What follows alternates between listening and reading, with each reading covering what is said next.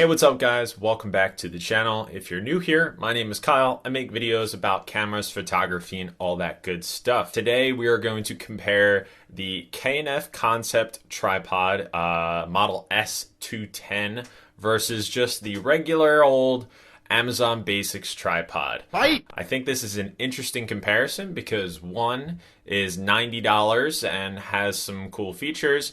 Then the other is the tried and true Amazon Basics tripod, which I myself have had for a very, very long time, many years, and I have some thoughts about it. I want to compare the two, and big shout out to K&F Concept for sending me the tripod, the S210, to try out and review in this video. They didn't tell me to say anything specific, so this is just my pure, honest review of their tripod and comparing it to something that a lot of beginner YouTubers, filmmakers, photographers gravitate towards, which is just the standard Amazon tripod. So let's get into it. The S210 is 90 bucks, whereas the Amazon Basics tripod is $28.96 currently. I think it floats within the $25 to $30 range. So obviously the S210 is 3 times the price. Does it provide 3 times the value? We will get to that. The S210's max height is 78 inches, so it is over 2 feet taller than the Amazon Basics at 60 inches. So depending on what kind of shots you want to execute, whether it's filmmaking or photography, the max height is a lot better on the S210. Both of the tripods are made from aluminum metal, and then they have plastic pieces on them. The weight of the tripods is a little different. So the S210 is almost 5 pounds at 4.74 pounds. And then the Amazon Basics is 2.72 pounds. It doesn't feel that different. I thought it would, but they feel relatively similar in terms of weight. And then one of the big specs is the weight limit of the ball head, what can sit on the tripod. The S210 can house up to 22 pounds of gear, camera, and lens on top of the ball head, which is really incredible for a sub $100 tripod, whereas the Amazon tripod is down to a 6.6 pounds weight limit of what you can have on top. So if you want to put a full frame camera with a very expensive, bigger lens on it, it's probably not going to do great on top of the Amazon Basics tripod. But with the K&F S210, it can house a lot of different cameras, a lot of different larger lenses. So that's what you get with paying a little more money. A couple different things in no particular order. The first thing being the S210 has a really cool feature of a detachable monopod. You would use a monopod to be a little bit more of a mobile filmmaker, maybe in wedding films and things like that. You could definitely use it in photography too, but its main use is, filmmaking. And I think it's really cool. I didn't notice it when I was hooking up my monopod and trying it out for the first time, but you can actually use the second extension of the center pole of the tripod. So you can actually get a really long monopod. I didn't notice that, but I'll put that on the screen for you guys to see. I'm unsure if a bunch of other tripods do that, but the Amazon Basics tripod does not have a built-in type monopod with one of the legs. So it's really a cool kind of 2-in-1 combo deal with the S210 versus just a tripod with the Amazon Basics. Another cool feature of the S210 is the center column can be reversed. So instead of going upwards, you can push it downwards, and then you can switch the ball head from mounting on the top to then mounting on the bottom, so you have a camera like upside down. What this allows you to do is do kind of low angle photography. You could probably do it like above water or something like that, and you can get some cool angles with different shots and things like that. So I think that's kind of cool that it's reversible.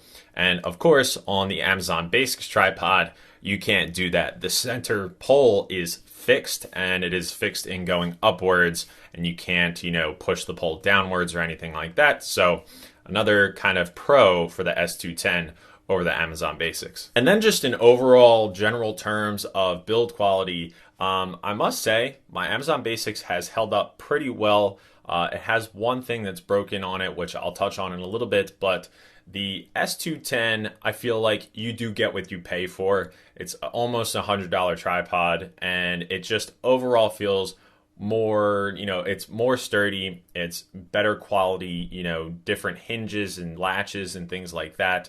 And the fasteners, the colored pieces of the tripod. It just overall screams this is a better quality tripod that may last you longer than something like the Amazon Basics. And the S210 definitely feels more rugged. It feels like it's something that you would want to use outside, whereas the Amazon tripod is just, I don't know, it just screams like use this inside your studio, which is what I still, to this very day, use my Amazon tripod for. I use it for just, shots like this, which I'm on my desk, of course, during this video with a little Joby tripod, but normally I shoot all of my videos on the Amazon tripod.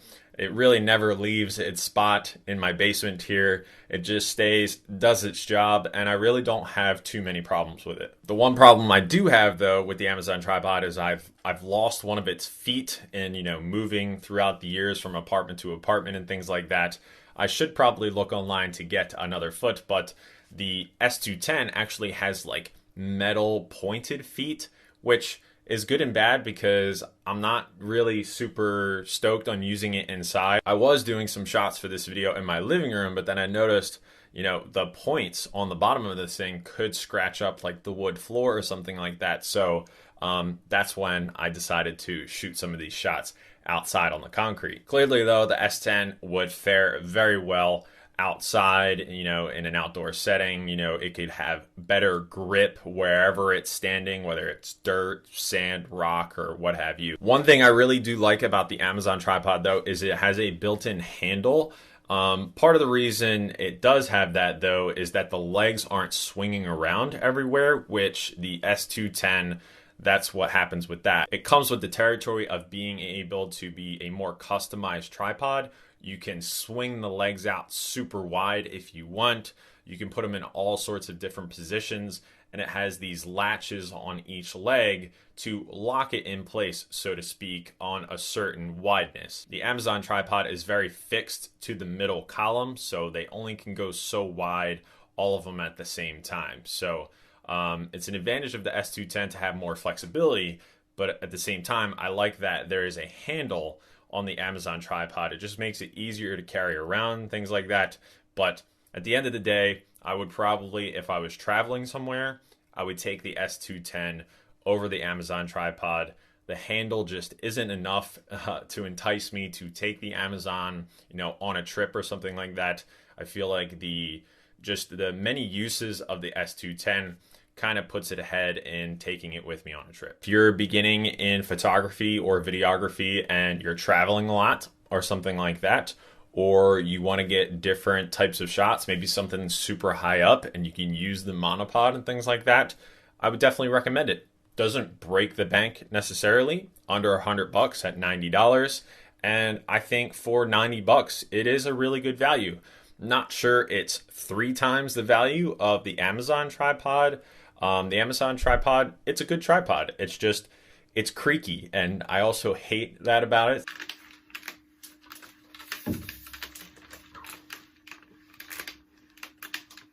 It's super noisy, but overall, like I said a couple times, I think at this point, I would recommend both. If you're really, really getting serious and you have super duper heavy duty equipment and things like that, maybe these tripods aren't for you, but the S210 can hold up to 22 pounds, so that's pretty cool. But overall, I like them both. Gonna use the S210 for more travel stuff. Amazon tripod, it's gonna stay in my basement and help me film YouTube videos. Okay guys, I hope you guys liked that video. Again, shout out to K&F Concept for sending me the tripod to review. Hope you guys found this helpful, and all the links and stuff, of course, are in the description. As always, guys, find the gear where it's cheapest for you. Thank you guys so much for watching, and as always, I will see you guys in the next episode. Later.